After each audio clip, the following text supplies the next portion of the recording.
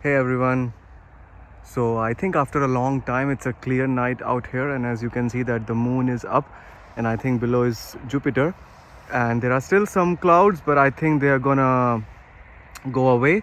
I'm setting up my telescope out here, as you can see, and honestly it's so dark out here, and only us astrophotographers have the courage to be actually out in the night and kind of trying to do our hobby and chase all these amazing things in the night sky.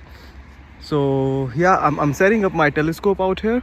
So this is my Celestron C8 and the AM5 mount, so I'm just getting started. And I think the plan for today is actually to shoot Crab Nebula. So all the connections are ready, and now I am a fan of doing it on my laptop, so I have the habit of carrying in my laptop. So I actually use Nina for grabbing for my astrophotography rig. So let's just open Nina and let's connect all the equipments, connect all devices. Let's see, everything should be ready, and after it's all set up, we'll proceed to do the polar alignment. So let's just now loop in through the exposures and check how our settings are, if we are in focus or not.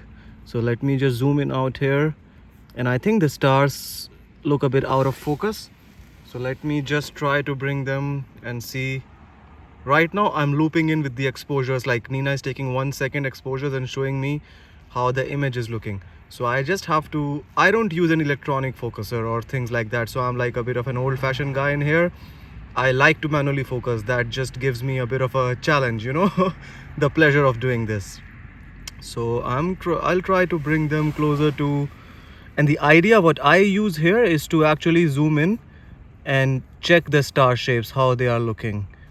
So I try to make them as small as possible, so that is going to tell me if I am in focus or not. So I think I went past the focus now, so I have to do it in the other direction.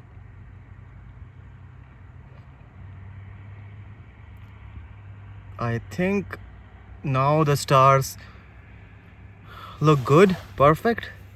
So let me just stop it out here, go back to the polar alignment, and let's just begin our alignment.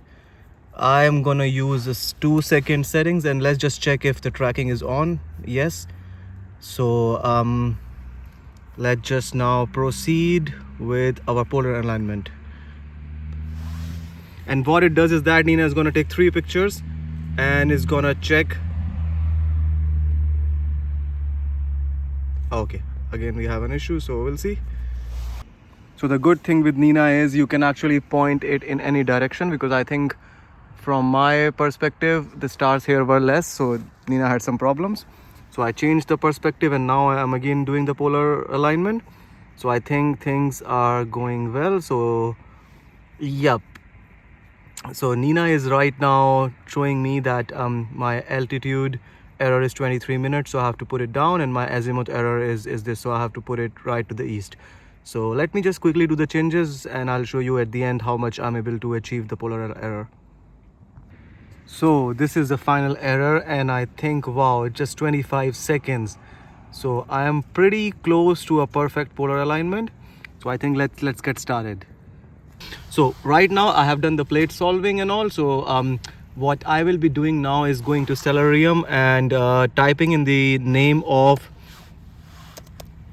the object I want to photograph. So let's just say Crab Nebula. There you go. So Stellarium, which will actually tell me the coordinates. So what I would need to do now, so all this I'm doing after doing the initial leveling, polar alignment, focusing, blah blah blah. So I'll go to the framing tab in Nina. I'll get the coordinates. It's showing me that this is the Crab Nebula. So let me just try to do a plate solving at the Crab Nebula and see how well it works. So it is fetching the coordinates now. Okay, so now we have the coordinates, as you can see out here. So I will right now just click on slew and center. So what it will do is it will move my telescope to this object.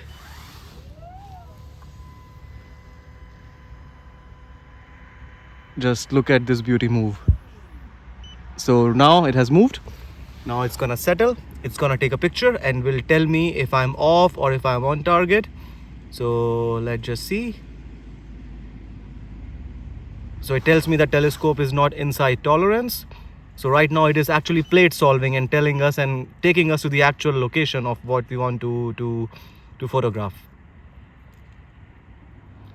So it moved. Now it is again exposing for 3 seconds. And wow, you see this object right in the middle.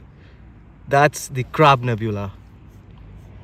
Let me just now, I'll be putting in the my H alpha filter. Now this time I'm gonna go to the sequencer and I'm gonna fetch the coordinates from Stellarium. It took me, it told me that I'm getting the coordinates of Crab Nebula. So I'm gonna take a test shot of 60 seconds to see how things are, and then we'll be setting up the actual schedule to take the photos. So no, not 6000, I want 60 seconds exposure light. Gain 600 is a bit too much, so I'm gonna take like, let's say 200, and offset I'm gonna put to 50. This is the settings I checked on Google based on my setup and my camera and the filter wheel. So target options, it's gonna slew to target, it will center the target, and it's actually gonna connect to PhD and also start the guiding. So it's gonna do all those things. So let me just hit the play button. It's gonna settle, and again it's gonna move the mount. If not already, it's gonna take 10 seconds exposures, because when I put in the filter, it's a bit dark, so I have to increase the exposure for plate solving. So it shows me that success, and as you can immediately see the difference in the colors of the Crab Nebula. So because I put in the H alpha filter. So right now let me go to PhD. Oh, it has selected a star already for me, and I don't know if I would be happy with the calibration because it didn't calibrate. But if not, if my guiding doesn't look good, then I'm gonna recalibrate the data and I'm gonna come back again. But I'm just taking a test shot to check out the focusing and other things. So I have actually started the sequence now. I will be taking 6-minute exposures, and the guiding has already, I have recalibrated PhD2, and also the guiding is looking good so far. So I'm under 1 arc minutes. I think this is the beauty of this AM5 mount, that you know, it's just perfect in guiding. I know there are corrections over up and down, but the actual figures, I mean, I don't care about the graphs, but the actual figures out here, they look good. So once I have the actual sub after 6 minutes, I'll show you how that will look like. Yep, this was just I think a 10-second exposure, and right now we are about to complete the first exposure of our 6 minutes, and then Nina is gonna stretch the image and show us how it will look like. So I'm quite excited to see how things will be in a 6-minute exposure. So, oh wow, oh my god, look at this beauty. So finally it is here, a 6-minute sub of this beauty, and wow, can you believe how it looks like just after 6 minutes of exposure? Wow, sorry, I'm lost of words. I can't believe this. It is amazing, and I think the filter is doing a pretty good job in bringing out the details as well, the Ascar C1.